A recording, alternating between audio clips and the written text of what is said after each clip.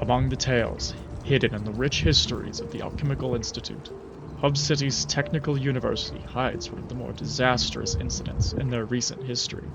Despite the horrors raised that winter's day, over 50 years ago, all traces of the Alchemical Institute's dealings with the university, city, and region in general have since been concealed by the dunes of time.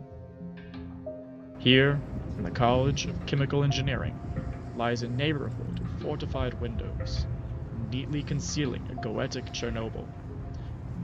Nevermore for otherly powers to stare through, eye to eye with the public.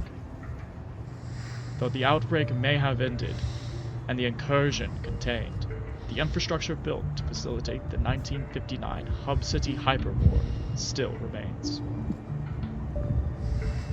4 hours elapsed, local time, as embedded Alchemical Institute technicians, Masonic clergy, and university staff fought tooth and nail to contain the experimental goetic intervention. Between the hours of 2 and 6 in the morning, several hundred spiritual engagements were made from within the College of Chemical Engineering by present university staff. Although spiritual incursions aren't atypical and are trained for, a combination of the unique experiment being conducted and a lack of regulation at the time resulted in on-hand technicians being overwhelmed and goetic forces making landfall. Pictured here is a memorial to the greatest tragedy that day, the enthrallment of a dozen university technicians, staff, and students.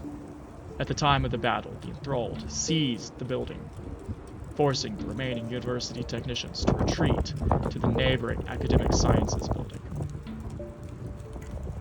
From here, the university technicians were able to contact the embedded Alchemical Institute technicians, who reinforced university forces in the bell tower on the opposite side of the occupied chemistry building.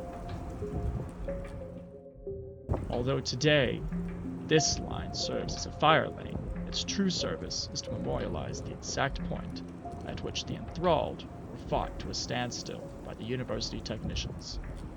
This site is regarded as especially important, as it is the most land ever seized in an goetic incursion since the biblical era. From this position, the Alchemical Institute's technicians were able to successfully re-engage the goetic forces inside of the building, severing their connection to the enthralled and halting the advance.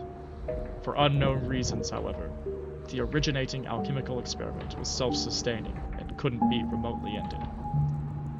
With the assistance of Masonic Lodge 1392, the afflicted rooms in the building were able to be contained, the only surviving relic being identified as the Königjournal. The presence of the Königjournal alerted the Alchemical Institute to possible subterfuge, as such a text shouldn't have been transferable to Hub City.